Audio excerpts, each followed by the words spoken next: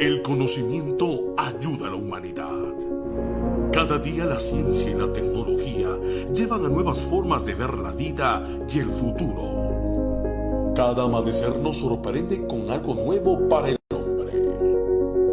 Ecos de la ciencia, despertando curiosidad. Muy buenos días, mis amigos, de nuevo con el programa Ecos de la Ciencia, despertando curiosidad, hoy día, lunes 12 de abril del año 2021. Bueno, tenemos al invitado del día, Diego Palacios. Buenos días, Diego. Un gusto tenerte de nuevo en el programa Ecos de la Ciencia, despertando curiosidad. Y ahora pues vamos a conversar un poquito del tema electoral y empezaría indicándote qué pasó, por qué los resultados de ayer. Empecemos por ahí conversando con Diego, nuestro amigo de la casa. Muchas gracias, Francisco. Es un gusto estar nuevamente invitado y participando en tu programa. Bueno, lo de ayer fue un proceso muy interesante. Efectivamente, alguien mencionaba que en ningún país en América Latina, ningún candidato que perdió con más de 10% en la primera vuelta pudo remontar esa diferencia y ganar una elección.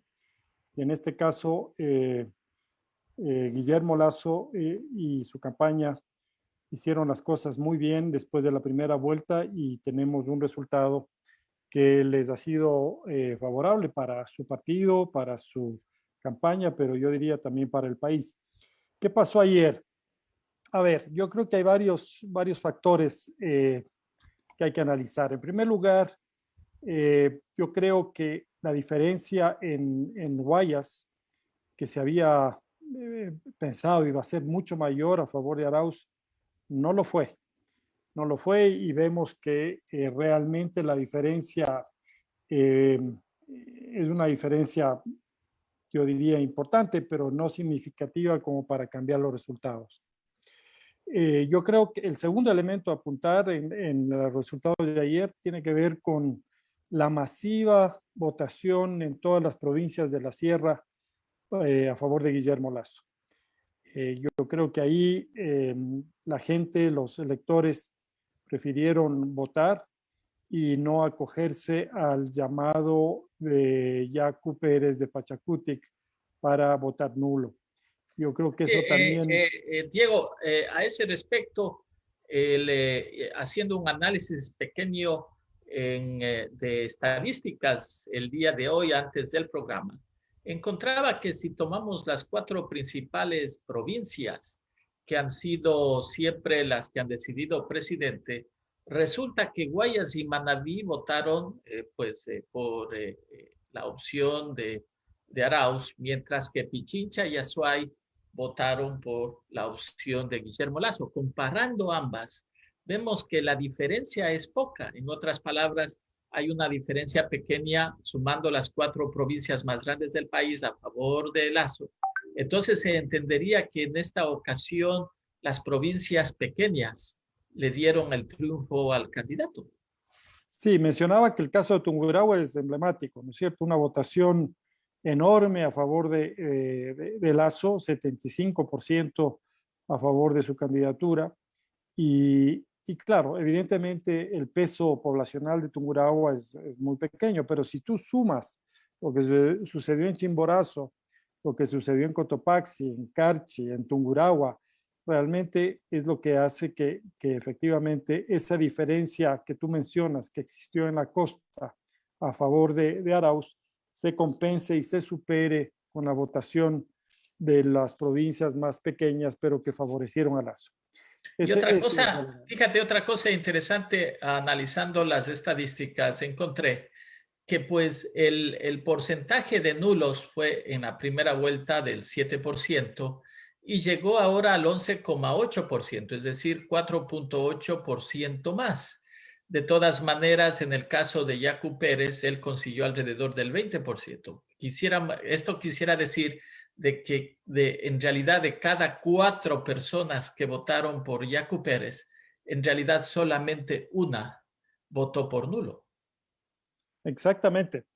Yo creo que eso claramente lo que dice es que los electores, en este caso particular, prefirieron votar por un candidato y lo hicieron, obviamente, en el caso de la Sierra, en su mayoría por Lasso, optaron por decidir, no por adoptar una posición, digamos, pasiva, protestataria en cierta medida, y lo hicieron a favor de Lasso, y eso realmente también modificó. Yo me sorprendí, yo pensaba que el voto nulo debía estar alrededor de un 17-18%, pero efectivamente, como tú mencionas, no llega al 12% en este caso en particular, y eso, por supuesto, nos dice mucho de lo que los electores esperan en términos del próximo gobierno. Yo creo que el país se jugó por votar por una propuesta democrática, una propuesta de unión, una propuesta nacional, y efectivamente el tema del voto nulo, si bien es importante, pero no realmente jugó un rol fundamental como se había anticipado. Y ahí sí. Ya, y cuéntanos un poquito antes de pasar a los desafíos de este nuevo gobierno. Tú que eres, pues, pienso y espero por tener a Durán Barba, Jaime Durán Barba, el asesor político que pues el día de ayer el presidente electo le agradeció muy efusivamente, y a su socio sobre el trabajo realizado en la segunda vuelta, y pues tú como cercano a Jaime Durán, un poco qué es lo que ya dentro de digamos, de los que llevaban la campaña política de Lasso indican sobre las razones principales del triunfo de Lasso, y especialmente la ampliación en la diferencia que se da en los últimos días. Sí.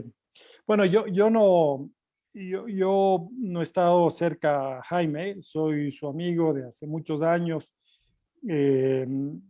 Por supuesto, Jaime jugó un rol fundamental conjuntamente con Santiago Nieto. Pero yo te puedo leer lo que yo he visto de fuera, sin que esto implique referirme a lo que Jaime planeó, pensó, y Santiago lo que hicieron con la campaña Lasso. Pero, ¿qué es lo que sucede? A mí me parece que efectivamente hay un cambio radical en la campaña de Guillermo Lasso en la segunda vuelta. Se nota una campaña mucho más enfocada a las redes sociales.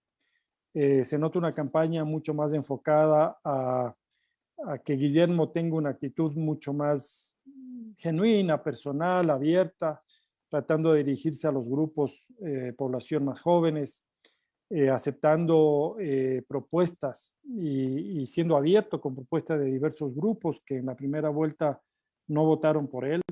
Estoy refiriéndome, por ejemplo, a los campesinos, los indígenas, los ambientalistas, que efectivamente estaban apoyando mucho la campaña de Yacu. Lasso los abrió las puertas, tuvo reuniones con ellos. Es decir, realmente la campaña de Lasso fue impecable en la segunda vuelta, con mensajes subliminales en redes sociales, por ejemplo, este tema de los zapatos rojos, el mismo lema, ¿no? o cuña de Andrés, no mientas otra vez. Yo creo que fueron calando en ese imaginario de los votantes y realmente permitiendo a Lasso romper esa barrera de un candidato pasivo, algo frío, algo distante, a convertirse realmente en un candidato que salió a la calle, que salió a las redes con un mensaje de unión, con un mensaje de esperanza. Yo creo que eso definitivamente cambió la segunda vuelta, y lo que propuso su campaña, y por supuesto Jaime Durán y Santiago Nieto, fue realmente extraordinario, porque dieron vuelta un resultado que parecía que no podía ser cambiado, ¿no? En la segunda vuelta.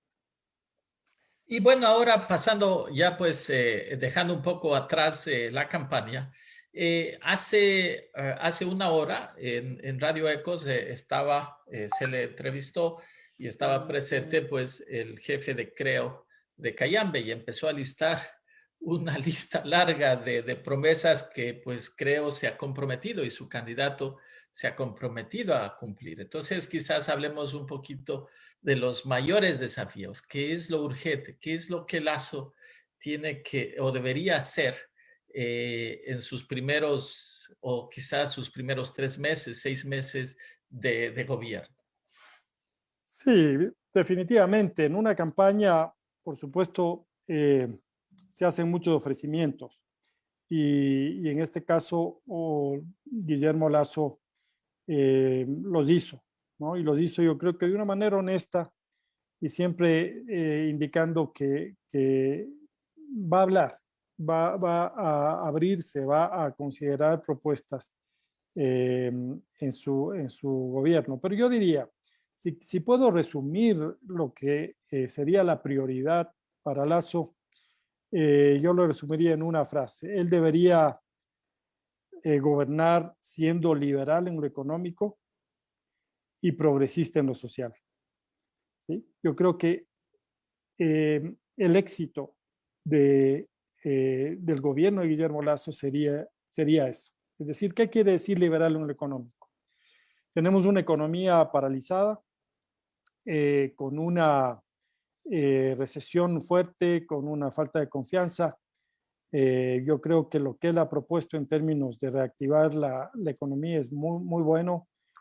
Promover créditos, permitir que la inversión externa, tanto de nacionales que tienen recursos fuera como de internacionales, pueda regresar.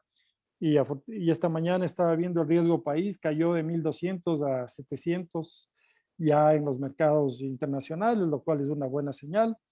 Si se dan las condiciones, yo creo que la inversión puede crecer rápidamente y si se brinda, digamos, seguridades para el inversionista en términos de lo laboral, en términos de la repatriación de capitales, de impuesto a la salida de divisa, etcétera, yo creo que la economía puede reactivarse. No será inmediato, pero es lo que hay que hacer, ¿no es cierto? Entonces, en lo económico, el Lasso tiene que ser liberal, tiene que abrirse, tiene que negociar tratados de libre comercio con quienes más pueda. Hay que motivar la producción nacional, crédito, tecnología, asistencia técnica. Es muy importante, sobre todo enfocado no a las grandes empresas, pero sí a los medianos y a los pequeños productores en todos los ámbitos. En lo social, yo decía progresista en lo social, porque no hay que desconocer que la crisis económica y la pandemia realmente han dejado a los hogares en una situación muy grave de crisis económica. Es decir, no hay recursos, la educación está en pésimo estado, la salud ni se diga con todo el impacto de la pandemia. Entonces tienen realmente, Guillermo, que revisar todos los programas sociales que están ahora caminando, remozarlos, hacerlos más eficientes, pedir y nombrar a gerentes en esos programas, hacerlos más eficientes, que no se pierda un solo dólar y que efectivamente esos programas vayan a la gente que más necesita. Y ojalá también los empresarios puedan entender que este es el momento en el que ellos deben sacrificarse más por el país. Ojalá las recaudaciones puedan subir, los impuestos sean pagados a tiempo, que no exista, digamos, un engaño en términos del pago, evasión de impuestos, y que efectivamente esos recursos sepamos todos los ecuatorianos que están siendo bien utilizados y que van justamente a la gente que más necesita. Entonces yo diría, en lo social, lo importante es la priorización del gasto y hacer que ese gasto público sea mucho más efectivo y eficiente. Una cuestión, diría, que fue importante quizás para los temas que también estuvimos participando, fue esta necesidad de convergencia.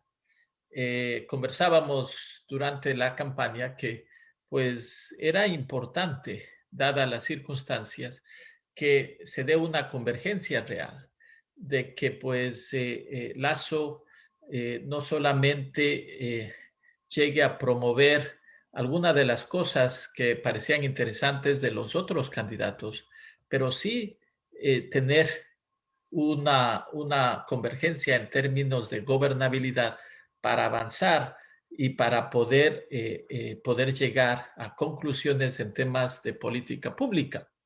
¿Cómo miras tú este aspecto ahora que pues ya se ve ganador y empieza ahora sí la necesidad de plantearse las metas? ¿Será posible llegar a Lasso a quizás lograr o plantearse un posible cogobierno o de pronto ese tipo o ese nivel de convergencia no sea la prioridad en este momento? Ujú. Yo creo que tu pregunta es súper relevante. Yo creo que la convergencia en este momento incluso es mucho más importante de lo que fue en el proceso electoral, ¿no es cierto? Porque cuando hacíamos un llamado a la convergencia, en nuestro imaginario estaba fundamentalmente la imagen de que debemos ganar, se debe ganar la segunda vuelta y por supuesto derrotar al correísmo. Pero ahora que ya Guillermo ha ganado, con una diferencia estrecha, porque realmente 5% es una diferencia pequeña, yo creo que la convergencia es mucho más relevante en este momento. Ahora, hay que traducir qué significa convergencia ahora en este momento. Antes la convergencia estaba fundamentalmente pensada en compartir las agendas, digamos, apoyar una agenda nacional, etcétera. Pero fundamentalmente era una convocatoria más electoral. Ahora es una convocatoria práctica, ¿no es cierto? Y esa convergencia tiene que darse ya de manera real. ¿Qué significa esto? Significaría, por ejemplo, que Lasso, que ha estado muy abierto a recibir propuestas, a considerar opiniones, recomendaciones de diversos grupos, realmente lo haga en la práctica. Y que ojalá en los próximos 2 o 3 meses podamos tener una agenda nacional que marque ese derrotero del país para los próximos 4 años y ojalá para los próximos 8 o 12 años. Y nuevamente juntar, permitir que a la mesa se sienten sectores económicos, sectores sociales, sectores ambientalistas, los indígenas, las cámaras, los sindicatos, etcétera, y que podamos acordar esa agenda nacional y las características que tendría esa agenda. ¿Qué prioridades le vamos a dar al país? Por supuesto, la económica es una, pero lo social es fundamental. ¿Cómo queremos trabajar el tema social? ¿Cómo queremos trabajar el tema ambiental, que es un tema también crucial para el país y que implicaría tomar decisiones, por ejemplo, en vez de apoyar la minería, el extractivismo, digamos, a ojos cerrados, hacerlo también o en contraste con actividades ecológicas como el turismo agroecológico, por ejemplo. Entonces, este tipo de decisiones son fundamentales y no puede haber un espacio para la equivocación. Entonces, esa agenda es, digamos, la convergencia política era en primer lugar el objetivo, ahora es la convergencia en términos prácticos en las políticas y ojalá una convergencia en una agenda nacional de desarrollo de largo plazo que nos permita tener una guía hacia el futuro de lo que debe hacerse. Ahora, ¿cómo llevar a la práctica esa agenda? Ahí ya son elementos más de carácter político. Idealmente, Lasso debería tener, por ejemplo, un gabinete muy variado. Sería una equivocación que solamente los puestos a nivel decisorio, digamos, sean dados a gente de su partido político, a gente del social cristianismo. Creo que sería un grave error. Debería haber una buena mezcla, por supuesto, de sus partidarios, pero también de profesionales, gerentes, independientes que no tienen nada que ver con su partido y ojalá algunos de los ministerios puedan darse a aquellos partidos políticos que tuvieron especial interés y capacidades, yo diría, para desempeñar funciones en áreas. Por decir algo, Yacu habló mucho sobre el tema del agua y el respeto a las fuentes de agua. Por ejemplo, la Secretaría Nacional del Agua creo que debería ser ofrecida, por supuesto, no a alguien, no a Yacu, pero a alguien que en el Pachacutic realmente sepa de temas del agua y que se juegue por ese tema de una manera honrada y patriótica para sacar al país adelante, por decir algo. En el tema de emprendimientos, por ejemplo, sobre todo para los pequeños emprendimientos, que fue un énfasis que la izquierda democrática lo dio, debería haber alguien vinculado probablemente sí o no a la izquierda democrática, pero con esa perspectiva, efectivamente, sacar adelante esa área tan importante y tan demandada en el país en este momento. Dos ejemplos, pueden haber muchos, pero lo importante es que ese gabinete de Guillermo Lasso tiene que ser un gabinete ya, digamos, de concertación nacional, de convergencia nacional, sin que eso implique necesariamente que sean los partidos que quedaron tercero y cuarto los que propongan candidatos, sino que realmente reflejen el espíritu y las propuestas de estos partidos políticos. Y ese sería el éxito para Guillermo. Bueno, y para ir terminando este conversatorio, estas reflexiones que estamos haciendo, una de las cosas que indicó el candidato Lasso y también lo siguen repitiendo, hoy en día el director de Creo de Cayambe indicaba de que en los 100 primeros días Lasso ha prometido de que pues se va a vacunar, al menos me imagino en primera dosis, a 9 millones de personas, que pues es el número con el cual llegaríamos a la inmunidad de rebaño, es decir, ya a la protección nacional. Ese es un tremendo desafío, vis a vis de que primero yo no sé si las vacunas están disponibles. ¿Cómo miras este desafío? Porque pues quemarse desde el principio es bastante difícil. Sí. Bueno, el tema de la vacunación es un tema bien complicado porque depende de muchos factores, ¿no? En primer lugar, como tú dices, Francisco, de la disponibilidad de vacunas. Yo creo, digamos, me parece positivo que en los últimos días hayan llegado lotes más grandes de vacunas. La vacuna china está llegando. Yo creo que lo que decía el gobierno de Moreno es que hasta el fin de su mandato se ha comprometido alrededor de 2 millones de vacunas para que ingresen al país. Eso obviamente no es suficiente para vacunar a 9 millones de ecuatorianos. Entonces, desde ya el gobierno electo de Guillermo Lasso debe estar tocando puertas de las farmacéuticas, de gobiernos amigos. Sabemos que hay muchos gobiernos que compraron en exceso vacunas. Yo creo que ahí tiene que funcionar la diplomacia del gobierno electo para pedir que esas vacunas puedan pasarse al Ecuador.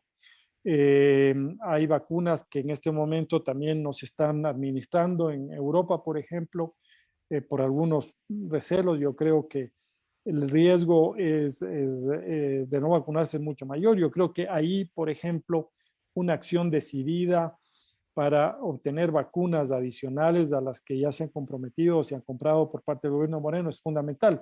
Y yo creo que sí lo va a lograr, porque hay muchos gobiernos que ven con muy buenos ojos el hecho de que Guillermo Lasso haya ganado las elecciones y estarán muy dispuestos a apoyar. Chile, por ejemplo, Colombia eventualmente, obviamente no sé qué disponibilidad de vacunas tiene, pero los países europeos sí lo tienen y algunos países realmente están muy cercanos al Ecuador y a Guillermo Lasso. Ese es el tema.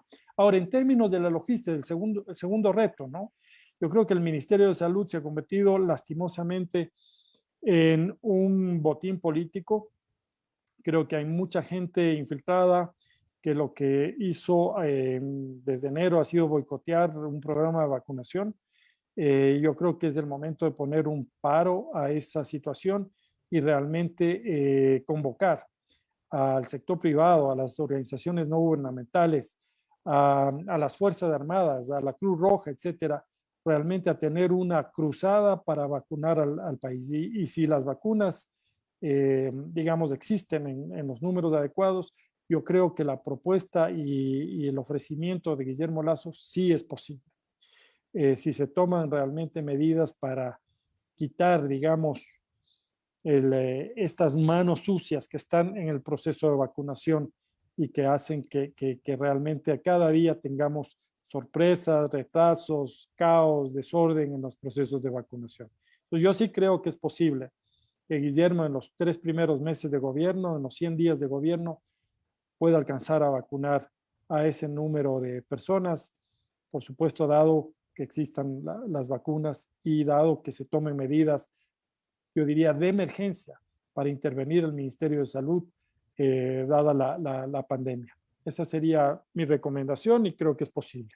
Bueno, lo que dicen las agencias internacionales es, por ejemplo, Estados Unidos compró 3 veces lo que necesitaba, Canadá 6 veces lo que necesitaba y así sucesivamente los países desarrollados sobrecompraron vacunas porque no sabían cuál vacuna iba a ser aprobada primero y pues sin duda se necesita todos estos contactos diplomáticos de urgencia para lograr dichas vacunas. Ha sido un gusto haber tenido de nuevo en nuestro programa a Diego Palacios, con sus 30 años de profesional en Naciones Unidas, siempre muy conocedor de la realidad nacional e internacional, nos ha ayudado el día de hoy a entender un poquito más lo que ocurrió el día de ayer y los retos del nuevo gobierno. Muchas gracias, Diego, y esperamos